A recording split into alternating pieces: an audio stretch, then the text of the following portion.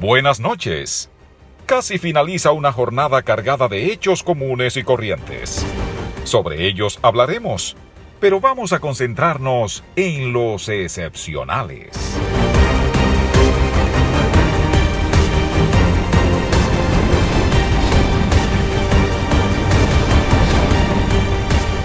En el aire, fuera de récord, recibamos a nuestro productor y conductor, Elvis Lima.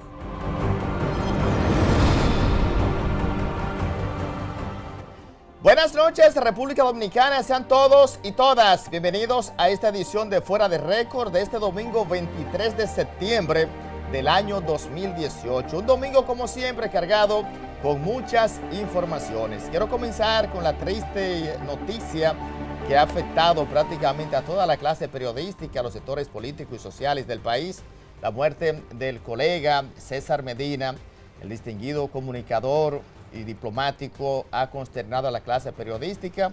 Lo conocí a don César cuando estuve en Color Visión, cuando fui reportero. Creo que fue un gran colega, un hombre de temperamento, solidario con los amigos, leal a las circunstancias, y creo que la clase periodística ha perdido un gran comunicador y el país también ha perdido un gran hombre, un hombre con una vocación de servicio que usted puede disentir de él en el escenario y las circunstancias que usted considere.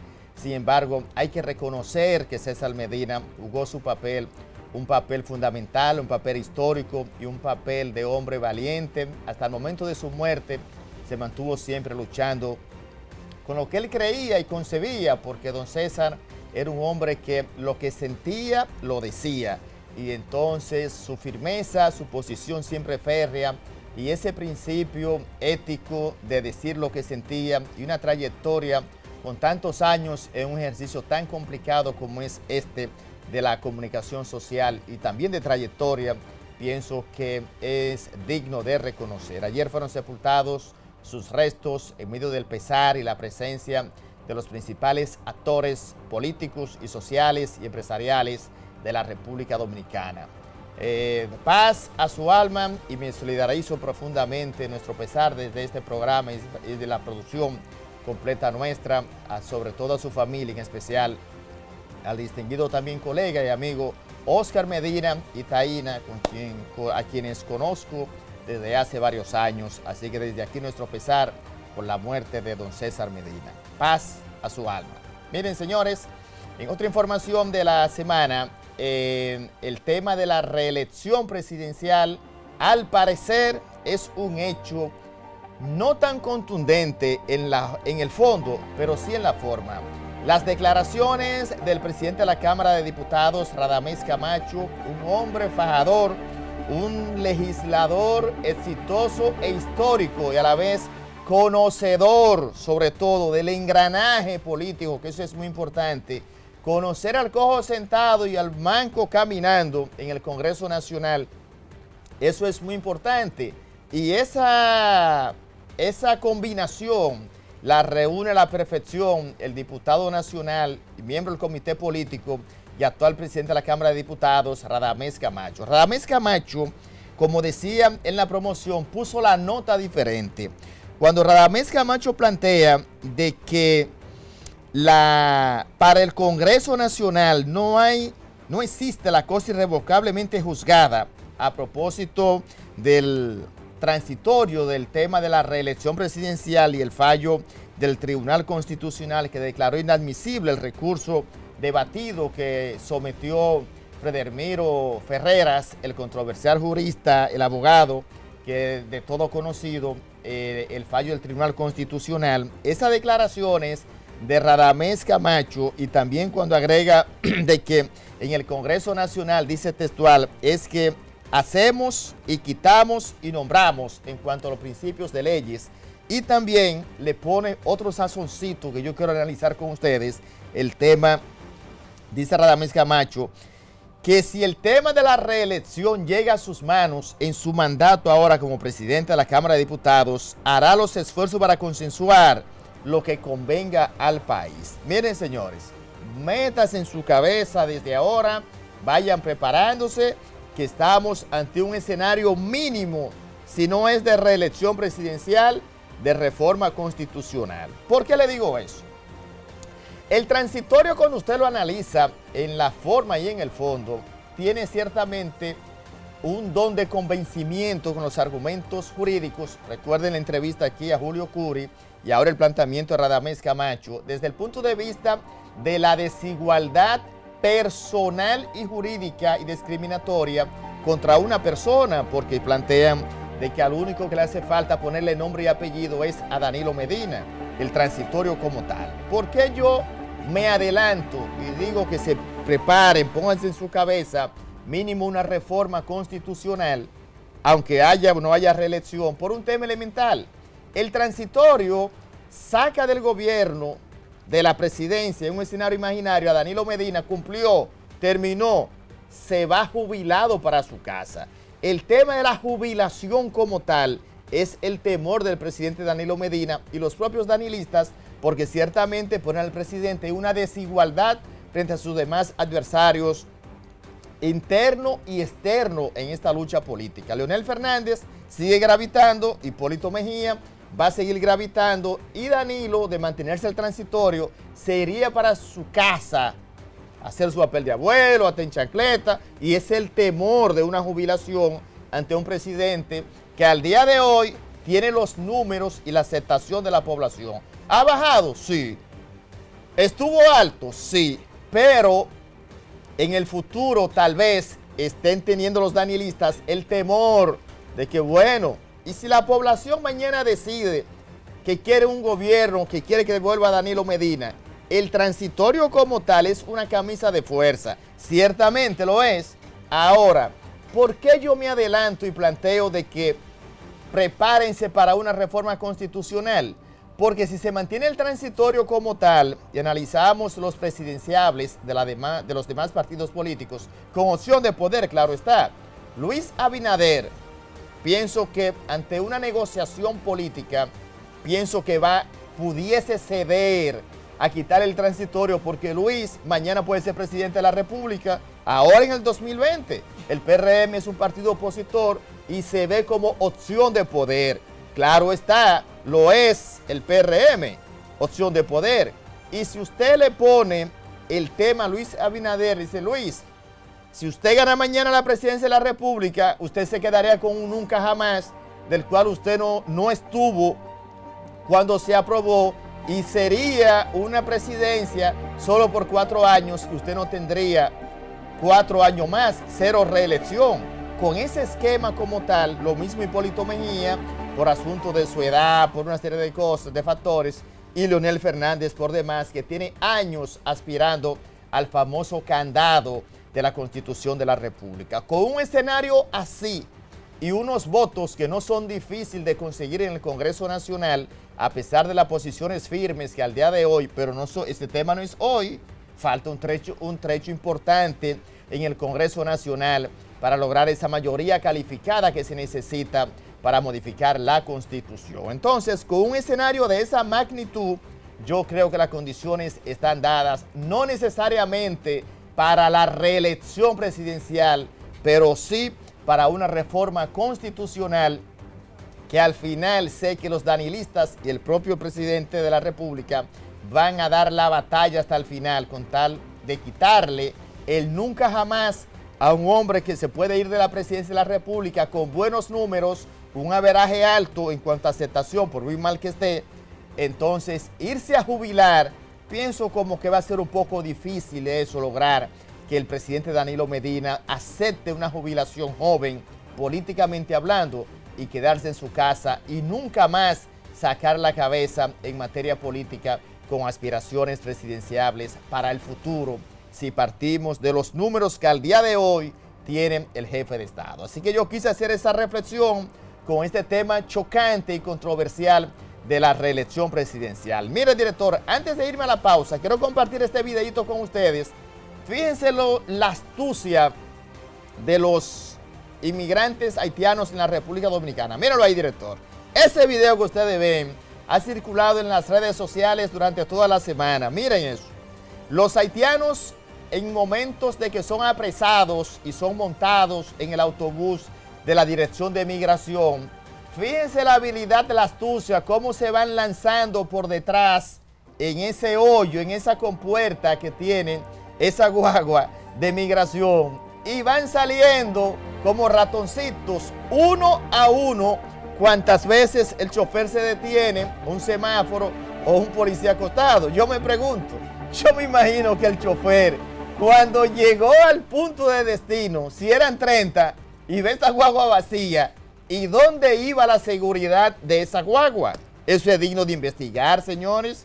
Yo definitivamente son cosas que a mí me impactaron y definitivamente pone a un país con un tema tan importante y tan vital como lo es el tema migratorio, que es la punta de lanza del país. Es un tema que unifica criterios en la República Dominicana y es un tema también vital para el fortalecimiento democrático e institucional, porque el tema haitiano es un tema muy sensible en la República Dominicana. Para la próxima semana se habla de, en otro orden de idea, la huelga de los transportistas a propósito del tema de los combustibles, que es otro tema también que ha sido centro de atención. El martes Fenatrado, el transporte de carga, huelga por 72 horas, Conatra por igual se ha sumado y la posición de Juan Gubieres todavía no ha sido dada a conocer públicamente. Sin embargo, al parecer el sector transporte está unificado en una lucha por el tema de los combustibles y el restablecimiento del subsidio a propósito de las alzas registradas en los últimos días con el tema de los combustibles en el país. Director, me voy a la pausa. Ahora sí, cambiar de canal, que hace un delito federal. Al regreso ya viene subiendo el doctor Manuel Conde, miembro del Consejo de la Defensa del expresidente del Senado, Jesús Vázquez Martínez, Chu, con temas que usted no se puede perder. ¿Cuál es la situación del caso Odebrecht hoy en la República Dominicana? ¿Qué se está cocinando previo a la audiencia que se reinicia el próximo día 1 y los argumentos de estos juristas que piden la nulidad de este proceso? Eso y más al regreso, señores. Nos estamos preparando. No se muevan, que ya volvemos.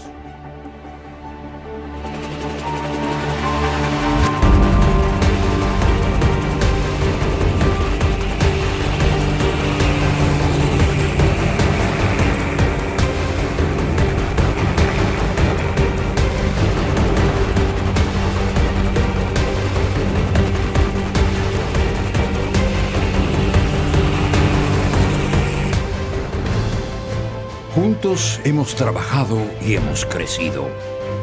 Hemos enseñado y también hemos aprendido.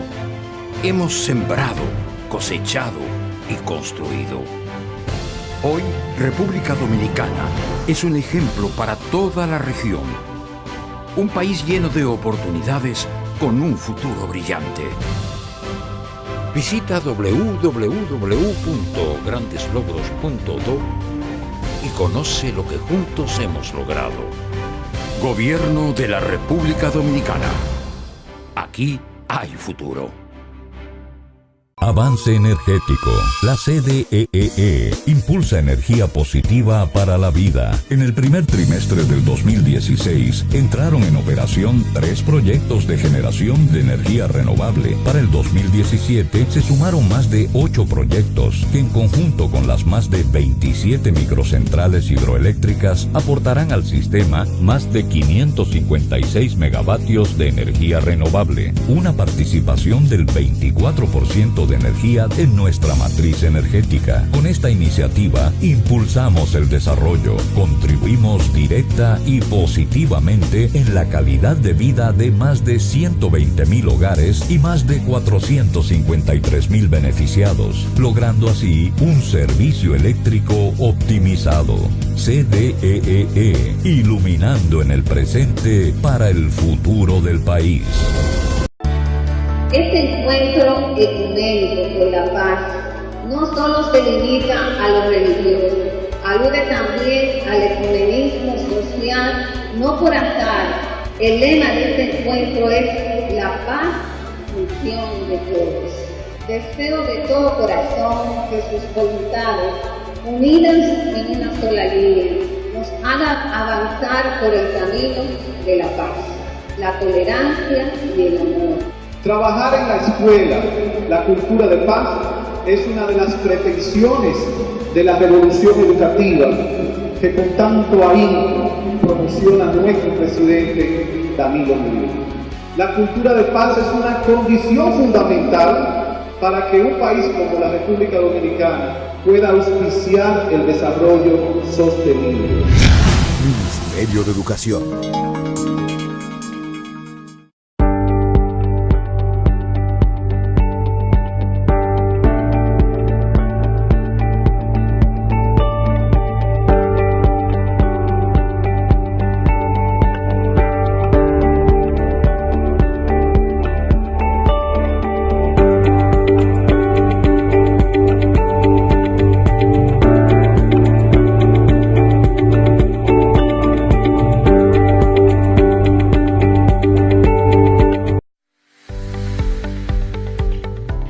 Solicitar tu nombre comercial desde tu computadora o teléfono móvil y recibirlo 5 días después sin moverte de tu casa. Maravilloso, ¿verdad? Solo tienes que entrar a nuestra página web, Ventana INSERPI, llena las casillas siguiendo las instrucciones, envía tu solicitud y en 5 días máximo recibirás tu respuesta. Un certificado tan seguro como procurarlo en persona. Lo imprimes y listo. Desde Samaná, Pedernales, Ocoa y todas las provincias, ONAPI está contigo. A la distancia de un clic, sin desplazamientos. Más rápido, más electrónico, más República Digital. ONAPI, de la calidad a la excelencia.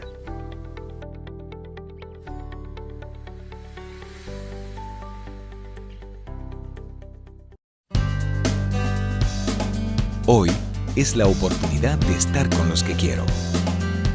Hoy doy un paso hacia mis metas. Hoy apoyo a los demás.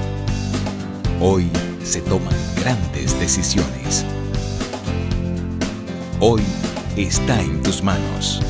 Tu mundo empieza hoy. Cuando te traslades desde y hacia tu trabajo, hazlo con precaución. Así evitas accidentes en trayecto. En la ARL trabajamos por tu seguridad. Administradora de Riesgos Laborales. Prevé, protégete, reporta. Continuamos con esta edición de Fuera de Récord. Ya nos acompaña en este plato fuerte la entrevista principal el doctor Manuel Conde, miembro del Consejo de Defensa del expresidente del Senado Jesús Vázquez Martínez, Chu, quien forma parte de los encartados en el caso de Brecht, con informaciones que usted, como le dije en la promoción, no se puede perder. Doctor, buenas noches. Bienvenido a Fuera de Récord. Muy buenas noches a ti y al público que escucha. Doctor, edifique un poco al televidente y a mí también, porque para nosotros, los que no conocemos del derecho, que a veces estamos un poco torcidos, entonces el caso Chu ha sido como un elemento nuevo en este controversial expediente del caso Odebrecht. Al día de hoy, ustedes, hemos visto en los medios, han depositado unos elementos de prueba. ¿Qué tan convincentes son esas pruebas? Mira, en el escrito de defensa que depositamos, se prueba total y contundentemente que Jesús Vázquez Martínez es inocente de las acusaciones que se le formulan. Pero independientemente de eso, queda claramente establecido que el proceso llevado en su contra es total y plenamente nulo. Nos explicamos. Esencialmente, la acusación del Ministerio Público se fundamenta en que Jesús Vázquez no justifica los ingresos que maneja en sus cuentas y por vía de consecuencia las adquisiciones del patrimonio que tiene. Y nosotros demostramos contundentemente con declaraciones, muchas de ellas de impuestos, que efectivamente duplica o triplica la que el Ministerio Público de manera torcida investiga. Eso es por un lado. Nosotros demostramos de manera contundente con cientos de certificaciones de empresas, de impuestos internos, que todos los ingresos de Jesús Vázquez son el producto de actividades lícitas, esencialmente de sus actividades agropecuarias, que desde 1974 realiza. Y creo que la ley no prohíbe realizar actividades comerciales, ser un productor agropecuario. Eso es totalmente y plenamente lícito y legal. Y de ahí es que proviene todo su patrimonio. Y así queda justificado en ese escrito de defensa. Pero, sobre todo y ante todo, con relación a Jesús Vázquez, se han violado todos los derechos fundamentales, esencialmente el derecho al debido proceso de ley y por vía de consecuencia el derecho de defensa. ¿Por qué decimos esto? Porque a Jesús Vázquez Martínez lo traen ya al final del proceso. Le respetaron la fase preparatoria. Ya hay un momento, doctor. Edifíqueme ahí. Lléveme al paso, que esto es derecho, a veces uno está torcido como el director y una gran parte de la población. Cuando hablamos de la violación del debido proceso, ¿a qué que ustedes se refieren? He escuchado los argumentos, la violación de hecho del debido proceso. En ese contexto, ¿qué es? ¿Cuándo hay una violación al debido proceso? Es un concepto abstracto de una formulación que pretende esencialmente proteger al ciudadano de una actuación arbitraria de parte del órgano persecutor, en este caso de parte del Ministerio Público. Y no es más que el conjunto de pasos que la ley prevé deben darse para llevar a cabo una investigación penal y su conclusión con la presentación de la acusación o cualquier otro acto conclusivo. ¿Qué es lo que estamos diciendo? Que esas reglas esenciales que debe respetar la autoridad para procesar a cualquier ciudadano fueron irrespetadas. El proceso penal tiene, en síntesis, varias fases. Una primera fase, que es la fase preparatoria, que es, como su nombre lo indica, la fase inicial en la que el Ministerio Público recoge toda la prueba y dice si hay o no mérito para presentar una acusación. Luego, cuando termina esa fase preparatoria, presenta, si entiende que hay mérito, un acto conclusivo que puede ser la acusación, si entiende que hay mérito. Esa fase se llama fase intermedia, que es la que se conoce en la audiencia preliminar, que es donde nos encontramos en el día de hoy. Si el juez entiende que hay mérito, entonces da un auto de apertura a juicio, ahí se entra a la fase de juicio y finalmente una fase recursiva. En síntesis, fase preparatoria, fase intermedia, fase de juicio y fase recursiva. A Jesús Vázquez Martínez le violan una de esas fases, que es la fase preparatoria, pero eso tiene una consecuencia. En esa fase a él se le violó el derecho de defensa porque no pudo presentar la prueba para decir, mira, yo no tengo absolutamente nada que ver, cosa que sí hicieron otros de los que inicialmente fueron encartados. Pero a ustedes le dieron un plazo para eso. Mira, nosotros fuimos traídos por las greñas al finalizar el proceso de investigación.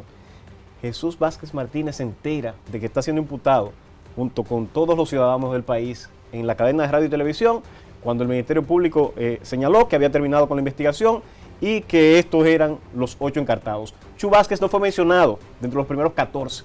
Recuérdate que el 29 de mayo del 2017, el Procurador General de la República presentó la medida de coerción, pronunció un discurso al país diciendo que esos 14 encartados eran todos, diciendo la frase aquella lapidaria, que están todos los que están, que son, y son todos los que están. Ah, esa frase la recuerdo. Esa frase indica quiénes eran. En ese momento, en ese grupo, no estuvo Jesús Vázquez. Por eso a él le sorprende, y le sorprende a todo su entorno, y a nosotros como abogados de la defensa, que en violación a su derecho de defensa y el debido proceso, de repente lo incluyan de espalda a sus derechos fundamentales en un proceso a todas luces irregular. Esa violación es la que nosotros decimos que acarrea necesariamente la nulidad del proceso. ¿Por qué? Porque, vuelvo y te digo, a todos los demás le señalaron, mira, usted está siendo señalado por esta y esta razón. Se le está imputando esto y esto. Y tuvo la oportunidad de prepararse. Pero a nosotros no solamente no se nos informó debidamente en violación al debido proceso y al derecho de defensa, sino que se nos negó la prueba. Cuando la directora del PETCA hizo la precisión de que ciertamente contra Jesús Vázquez él tenía conocimiento, ustedes hicieron un derecho a réplica, creo que fue, la remitieron contra esa posición. Después de eso ha venido el silencio por parte del PETCA. ¿Ese silencio del PETCA da la sensación de que ustedes tienen razón o de que existen elementos nuevos? Mira, que efectivamente la verdad es una, y la verdad es nuestra, y la hemos señalado de manera reiterada. Y al decir de manera contundente la verdad, y es que Jesús Vázquez nunca fue imputado, nunca fue informado debidamente de que estaba siendo investigado en un proceso.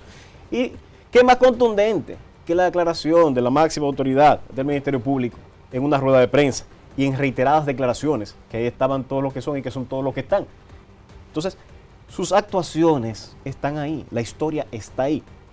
¿Estuvo Jesús Vázquez llamado dentro de esos 14 imputados? La respuesta es no. Y por eso el Ministerio Público no tuvo más que callar la boca, dar la callada por respuesta. Porque la verdad contundente, irrefutable, es que él no fue señalado como imputado, no fue informado de que se había iniciado una investigación en su contra. Y sobre todo él, que es total y plenamente inocente. El tema de los cheques, que he visto argumentos por parte del Ministerio Público que presenta una acusación de 4 cheques, el tema de Ángel Rondón, de que había una negociación y todo ese engranaje como tal. La realidad, ¿de qué hablamos en cuanto a monto? Hay varios de los encartados que son 200 millones, 300 millones. En los medios hay mucha especulación, información en relación al monto de los cheques. En el caso de Chu, ¿de cuánto es la acusación en sí de él? Mira, lo que te tengo que decir es que el concepto de los famosos cheques, que no es más que un ardid que se ha querido utilizar para marcar un elemento que la gente recuerde, pero no es más que el producto de la actividad agropecuaria de Chu. Si algo demostramos en nuestro escrito de defensa, es la actividad productiva principal de Jesús Vázquez, que se dedica, dentro de tantas cosas, a la ganadería, producción de leche, producción de arroz, producción de coco, producción de cacao. ¿Y ustedes presentaron eso? Hay cientos de pruebas ahí depositadas, pero no solamente eso, sino que las mismas declaraciones del IR1, la declaración de impuestos que hace él y hacen terceros, indican precisamente esa actividad agropecuaria. Entonces, el mismo cheque, cuando uno se quiere ver, parece que el Ministerio Público tenía unas gafas especiales que le impedían ver la verdad y utilizar lo poco que recabó de manera sesgada para generar una historia que no existió en la realidad, porque el cheque dice claramente el concepto. Ah, está el cheque. Ahí está uno de los cheques que dice claramente cuál es el concepto. Aquí, enfóquemelo ahí, director.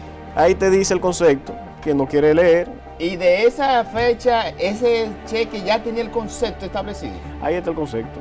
Y lo tenía y lo tiene el Ministerio Público, ahí dice compra de ganado. Entonces, cuando no se quiere ver algo, ¿de qué monto es ese cheque? Este cheque tiene un monto de 1.050.000. Entonces, compra de ganado. Compra de ganado, como hay otros cheques también de función de otras empresas. Un momento, para ese entonces ya ese cheque tenía el concepto y decía compra de ganado. Compra de ganado. Ese siempre ha sido uno de los cheques y esa es una de las principales actividades de Jesús Vázquez. Ahora, es ilícito dedicarse a actividades agropecuarias. Esa es su principal actividad acreditada con más de cientos de pruebas, miles de pruebas diría yo, que nosotros con las que acompañamos a nuestro escrito de defensa.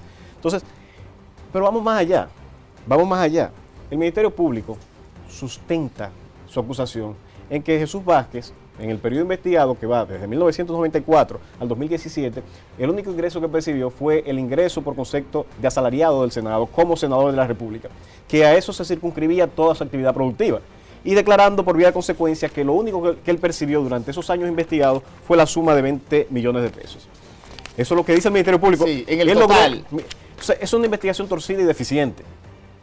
Es torcida y deficiente porque él dice que Jesús Vázquez solamente ingresó 20 millones de pesos. Director, déjeme ver ese informe, los televidentes lo pueden ver. Míralo aquí. Él investiga un periodo. Aquí dice que los únicos salarios que él recibió, el único ingreso que él puede justificar es su ingreso como senador. Pero en esa misma información que él da, date cuenta que en vez de iniciar como se debió iniciar, que fue en 1994, que es el punto de inicio de la labor de legislador de Jesús Vázquez, lo inicia en el 97. O sea, su mismo informe es deficiente. Un momento, doctor, ahí. El Ministerio Público alega que desde el año 1994 eso era lo único que él recibía. Que lo único que él recibió durante toda su vida como ingreso que puede justificar. Ahí dice 1997. Dice 1997, porque eso es parte de su deficiencia como investigador. O sea, un detalle, vámonos por partes. La acusación data de 1994, de boca, y en el texto que le entregan a ustedes de la acusación, los elementos de prueba, data entonces del 97, 3 años de diferencia. Ahí deja fuera. ¿Dónde están esos 3 años? ¿Quién lo tiene? Es bueno preguntárselo a él. Así como también es bueno preguntarle si él no pudo investigar que desde el 2010 al 2000 hasta la actualidad, Jesús Vázquez recibe una pensión. Esa parte también se le olvidó. Así como también se le olvidó pedirle información a la DGI, que es una institución pública, en la que se acreditan de manera independiente más de 40 millones de pesos en actividades productivas, es decir, el duplo de lo que él dice que fue el único ingreso de Jesús Vázquez. Se le olvidó investigar que la principal actividad productiva de Jesús Vázquez es la producción agropecuaria. Así como se le olvidó investigar seriamente todos los demás elementos que conducen a establecer que Chu es inocente. Sobre todo, que votó de manera reiterada en contra de los proyectos de Odebrecht. ¿Cómo se está pagando un soborno para que alguien vote en contra? Eso escapa toda lógica. ¿Cómo es posible que se pague para que un legislador vote en contra de esos proyectos? ¿Y Chu votó en contra de esos proyectos? De forma reiterada votó en contra de la mayor parte de esos proyectos, para no decir de todos. Y efectivamente esa parte también se le olvidó investigarlo al Ministerio Público. Sí pudo investigar para otros y excluirlo del proceso. Ahora Jesús Vázquez Martínez lo trajo como sacado de un sombrero de mago a última hora en violación al debido proceso de manera irregular para imputarlo en este caso. Y reiteramos, en este proceso hemos establecido que Jesús Vázquez Martínez tiene todos sus ingresos habidos de manera lícita. Y eso se comprueba con informaciones públicas como son las declaraciones de impuestos internos, con certificaciones de empresas de connotación nacional que han tenido desde muchísimos años, desde hace décadas, relaciones comerciales con Jesús Vázquez, y se acredita por fuentes públicas más de 101 millones de movimientos de ingresos formales. ¿Movimientos o ingresos? Una cosa es el movimiento, otra cosa son los ingresos. Ingresos formales, con certificaciones públicas. Aquí está. Y eso, ¿Esa certificación de dónde? ¿De la DGI? Ahí tenemos de la DGI, ingresos por concepto de préstamos, ingresos por concepto de aporte de campaña, que son de fuentes oficiales. Esto es lo que está en fuentes oficiales, pero fuera de esas certificaciones y fuentes oficiales, estamos aportando cientos de pruebas que acreditan que mantuvo relaciones comerciales de compra y venta de ganado, de leche, de alquiler de antenas, de explotación de diversas actividades empresariales y agropecuarias en el expediente también. Es decir, lo que estamos diciendo, que la columna vertebral en la que sustenta el Ministerio Público su acusación se desmonte. Mira, los imputados no tienen, los acusados no tienen que demostrar su inocencia. Es el Ministerio Público que está obligado a probar y no prueba absolutamente nada. Deme un momento, doctor. ¿Los acusados no tienen que demostrar su inocencia? Existe lo que es el principio de presunción de inocencia. Y ese principio debe romperlo. El estado natural del ser humano es la inocencia. Y el Ministerio Público debe romper ese estado natural. O sea, tú eres inocente, el ciudadano que nos escucha es inocente, y cuando se entiende que se ha infringido la ley, entonces la carga de romper con ese estado natural del ser humano la tiene el Ministerio Público cuando aporta la prueba.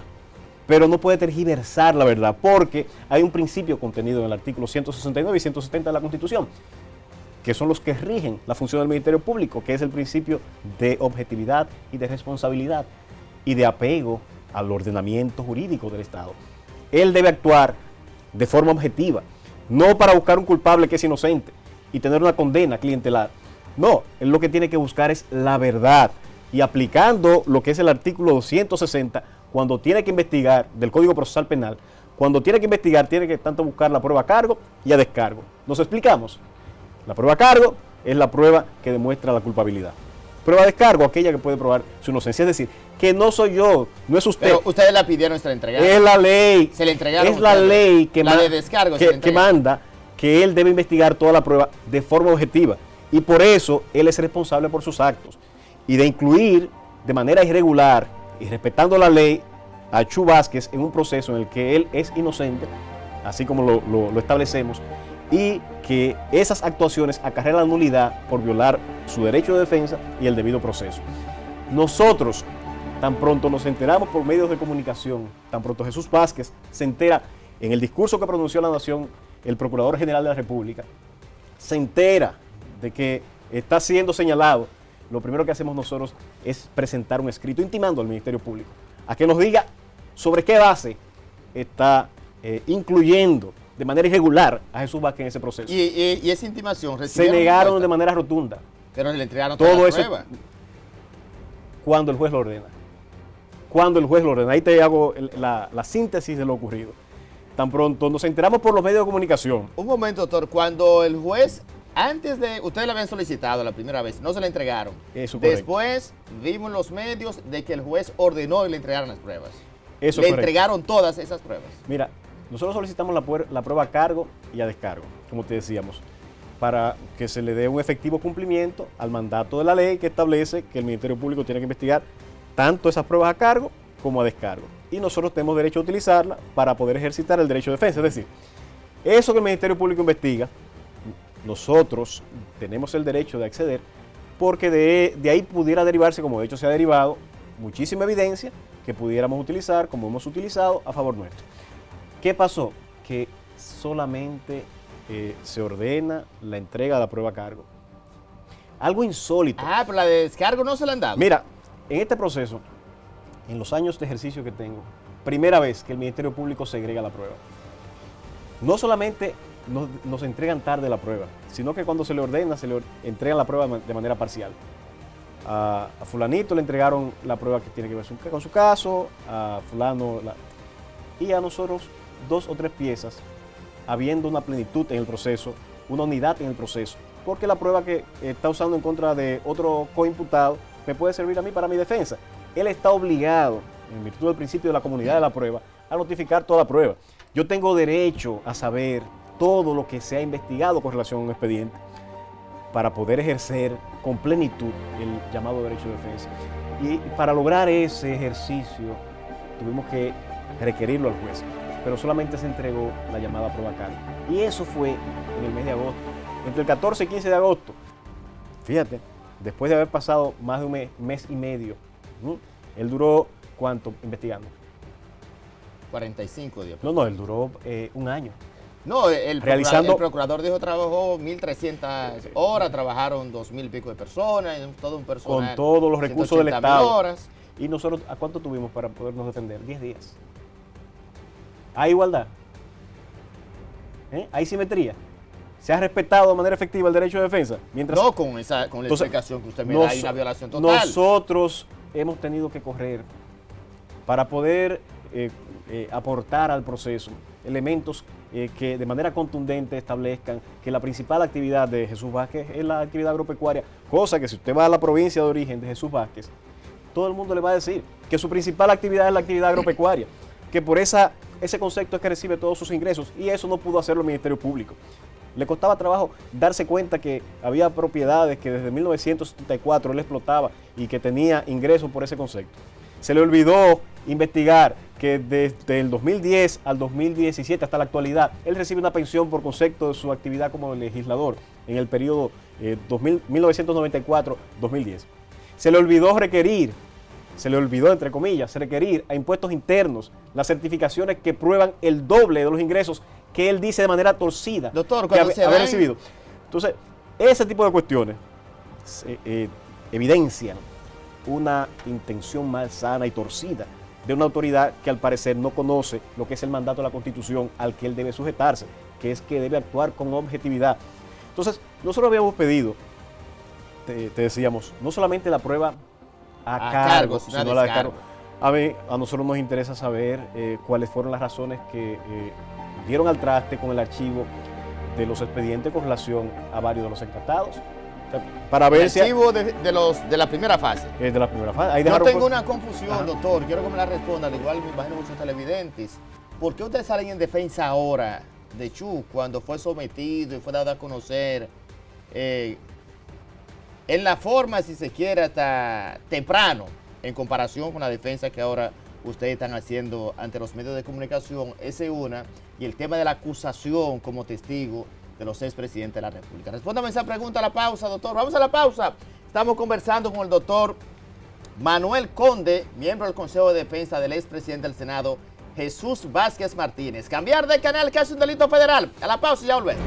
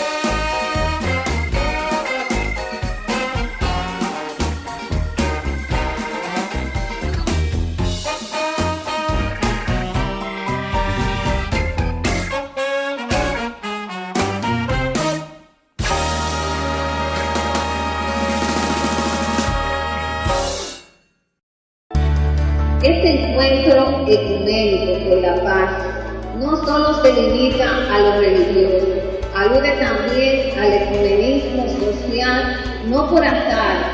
El lema de este encuentro es la paz, función de todos. Deseo de todo corazón que sus voluntades, unidas en una sola línea, nos hagan avanzar por el camino de la paz, la tolerancia y el amor. Trabajar en la escuela la cultura de paz es una de las pretensiones de la revolución educativa que con tanto ahínco promociona nuestro presidente Danilo Medina. La cultura de paz es una condición fundamental para que un país como la República Dominicana pueda auspiciar el desarrollo sostenible. Ministerio de Educación. Avance Energético.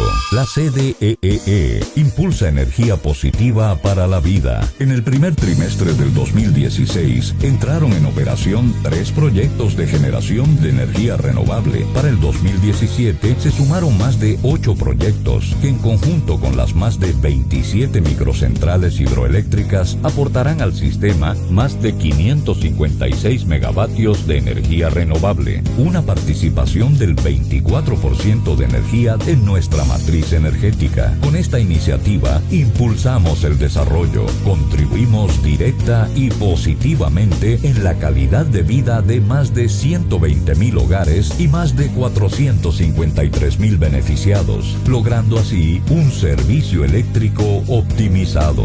CDEE, iluminando en el presente para el futuro del país.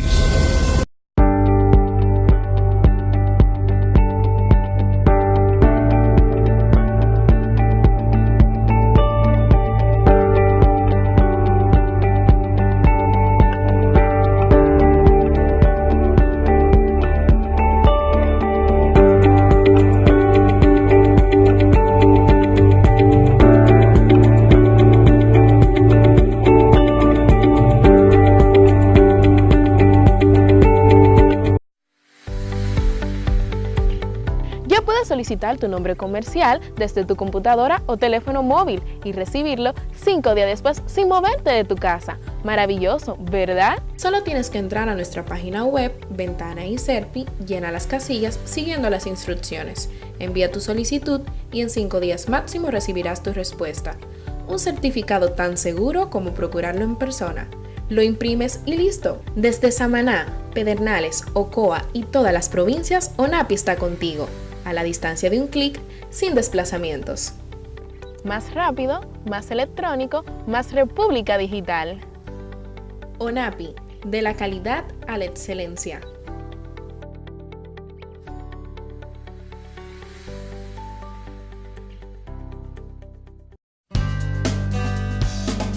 Hoy es la oportunidad de estar con los que quiero.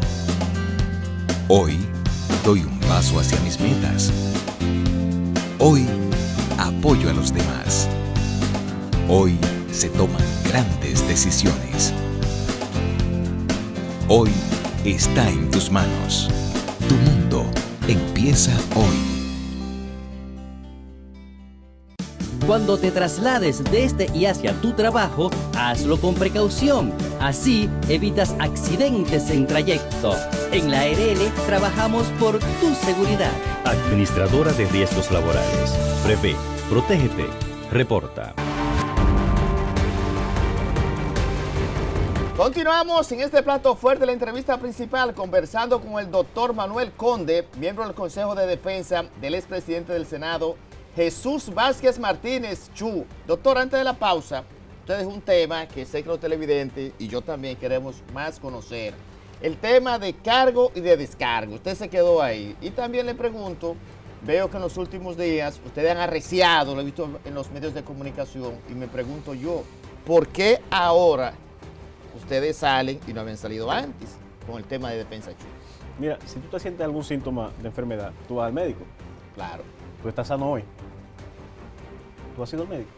Entonces, ¿cómo y cuándo tú buscas tu defensa o prueba para defender? Cuando eres imputado. simple y sencillamente la respuesta es que Jesús Vázquez en la fase preparatoria, como hemos explicado, no fue informado de que había una investigación en curso. Y por eso decimos que por esa violación al debido proceso... no fue informado, usted decir que fue de último. A Jesús Vázquez lo metieron de sorpresa. Reiteramos, había 14 al inicio. De esos 14 sacaron, dejaron solo 6. Y de repente sacan, como sacado de la manga de un mago, a Jesús Vázquez Martínez y lo incluyen de manera sorpresiva en el proceso. Por eso no había articulado ninguna defensa porque no tenía que defenderse. Ah, ahora entendí. Entonces, y más allá, después que se entera que está siendo incluido en este proceso, que tiene el agravante, no solamente que lo incluyen de manera irregular, en violación a la ley y al debido proceso, sino que también siguen con las violaciones, negándole el acceso a la prueba. ¿Cómo y de qué se va a defender? ¿Cómo y de qué se va a defender? Entonces, no es sino después que tenemos acceso a las piezas del expediente, que miramos lo que él dice y llama prueba, y que la analizamos, que podemos articular la defensa y buscar nosotros por vía de consecuencia los elementos para esclarecer cualquier duda que con relación al proceso se tenga. Y cuando lo hicimos de manera contundente. En el escrito que se depositó el 5 de septiembre de este año, del año en curso, se establece de manera contundente y se esclarecen todos los hechos para que la conclusión contundente de este proceso, cuando el juez Ortega analice esa prueba, es que efectivamente Jesús Vázquez es total y plenamente inocente. Fíjate, de los que están ahí encartados, el único que no figura en las llamadas delaciones premiadas es Chu Vázquez. Esas son la de Brasil. Las llamadas delaciones de Brasil, tanto por la presión de la Marcha Verde como por esas investigaciones internacionales realizadas en Brasil y Estados Unidos, es que se inicia la investigación de República Dominicana. De manera que la columna vertebral, el motor impulsor de este proceso, fue la investigación de Brasil. Y a raíz de ella es que se ramifica, se amplía y se sacan conclusiones para iniciar esta investigación. Pero todos los demás... Chu Vázquez no figura en ninguna de las delaciones premiadas porque es total y plenamente inocente. Y por eso nos atrevemos a llamar a esos delatores. La única barra de la defensa que se ha atrevido a llamarlos es la nuestra. Porque estamos total y plenamente convencidos que lo único que tienen que decir esas personas es que Chu no tiene nada que ver, como de hecho no tiene nada que ver con esas imputaciones. ¿Y hay condiciones para que puedan venir al país esas personalidades? Mira, el derecho nos brinda las opciones para defendernos. ¿Cómo sería? Y eso es una prerrogativa, la de presentar solicitud de testimonio. Nosotros la presentamos y que las autoridades correspondientes hagan la interpretación del lugar. Pero es un derecho que yo tengo. Es un derecho que yo tengo y ningún tribunal me lo puede negar. Entonces, al momento que corresponda, se harán los trámites del lugar porque es necesario. Si esa es la base de la investigación, ¿por qué no se traen al país? ¿Cuál es el temor? ¿Cuál es el miedo? ¿O es que hay personas que tienen algún tipo de temor de que esas personas puedan decir la verdad? Nosotros no. Esta barra no tiene temor de lo que puedan decir esos delatores porque estamos convencidos de la inocencia de Jesús Vázquez y así queda esclarecido y establecido con las pruebas que depositamos. Un detalle importante, el tema de los expresidentes de la República y el presidente actual. La gente se pregunta, bueno, ¿por qué Leonel, Danilo, Hipólito? ¿Cómo? Pero ¿por qué los presidentes? ¿Por qué los expresidentes y el mismo presidente actual? Incluso veo hasta el procurador también ustedes llaman de testigo. Mira, los testigos lo que se llaman es para establecer o esclarecer los hechos. Y no harán más nada que establecer que Chu Vázquez es inocente de los hechos que se le imputan. Los que preparan, los que negocian los contratos y los someten al Poder Ejecutivo son los presidentes de la República. Si alguien puede explicar que Chu no tiene nada que ver con eso, son los expresidentes que ocuparon la presidencia de la República en el periodo que está siendo investigado. Entonces, ¿cuáles fueron los expresidentes o los presidentes que estuvieron al frente del Poder Ejecutivo en ese periodo? Leonel Fernández, Hipólito Mejía y el actual presidente Danilo Medina. Y no estamos haciendo más que hacer el uso del derecho que nos permite la ley, que es de presentarlo como testigo, como cualquier ciudadano. Ahora, de que pero conforme a la ley... Hipólito es compañero de partido de Chu. Y ha dicho de manera reiterada, incluso en comparecencia pública, que está dispuesto a declarar. O sea que no hay nada pecaminoso en que se le llame a una persona a declarar para establecer que precisamente no tiene nada que ver Chu Vázquez con esas imputaciones. Aquí no hay precedente de que un expresidente de la República vaya a los tribunales. Mira, sí hay precedentes en otros casos, sí hay precedentes de otros casos. El mismo Hipólito Mejía fue llamado como testigo en un proceso. Pero todos somos iguales ante la ley. Y ese tipo de manejo de que hay ciudadanos de primera y de segunda, eso es un concepto de otras épocas.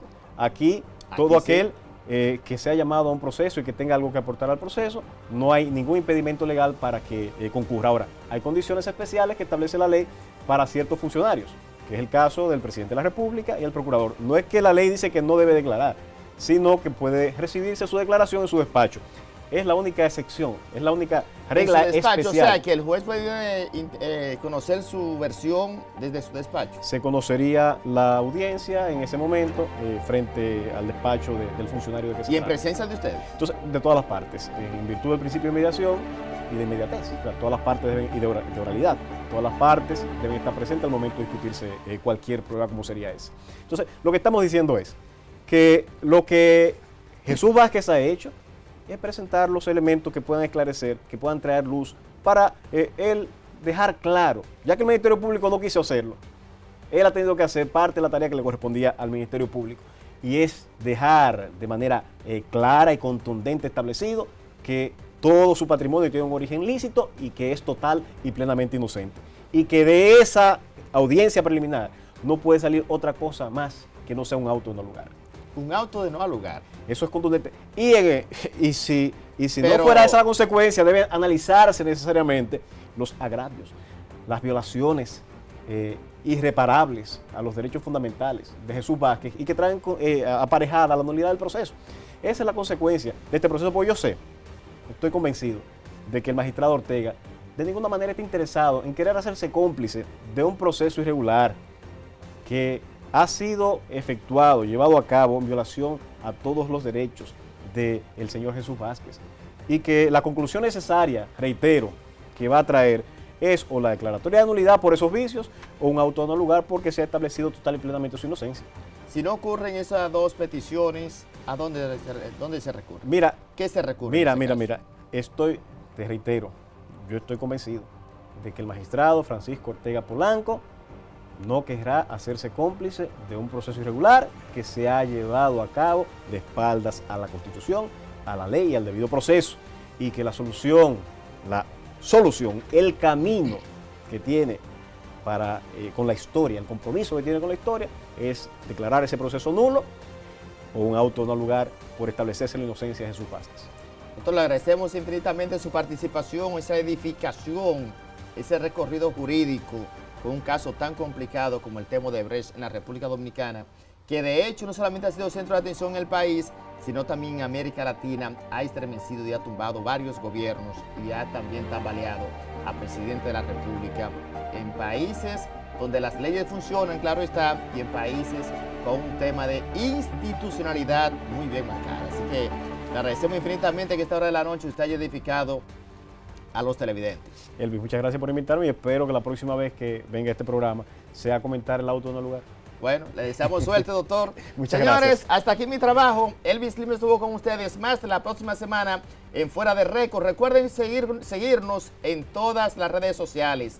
Fuera de Récord 45 y @Fuera de Récord. Así que feliz noche, pásenla bien, hasta la próxima semana. Mañana temprano, a las 8 o 9 de la mañana, esta entrevista completa usted la puede ver en nuestro canal de YouTube. Así que pásenla bien y feliz noche.